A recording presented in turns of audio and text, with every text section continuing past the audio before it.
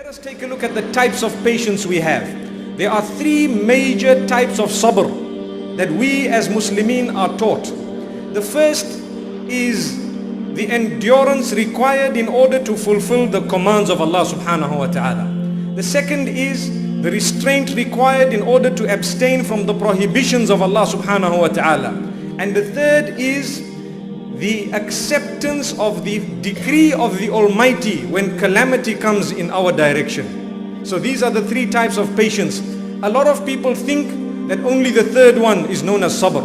That when something happens, they say, bear sabr, my dear brother, bear sabr, my dear sister. No, the reality is, in order to read salah, you need a lot of sabr. You need to really endure the cold water, possibly the time, or you need to give up your sleep. In order to abstain from backbiting, you need to restrain yourself. That is also known as sabr. So this is known as sabr, that is also known as sabr. And in order to accept the decree of Allah Almighty, that is also known as sabr, when you can be happy with whatever Allah has decreed. Islam is the only religion, and this is a gift for all of us.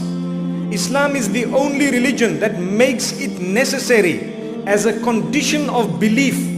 If you would like to be a Muslim, that you need to declare that I bear witness and I believe firmly that good and bad fate is from the Almighty. His decree is final and I am always happy with it and I will not compete with it. If we don't believe that, we are not mu'mineen. Haven't we said, وَالْقَدْرِ خَيْرِهِ وَشَرِّهِ مِنَ اللَّهِ تَعَالَى. We believe that good and bad fate comes from the Almighty. So Islam helps us to live, because this whole life is a test.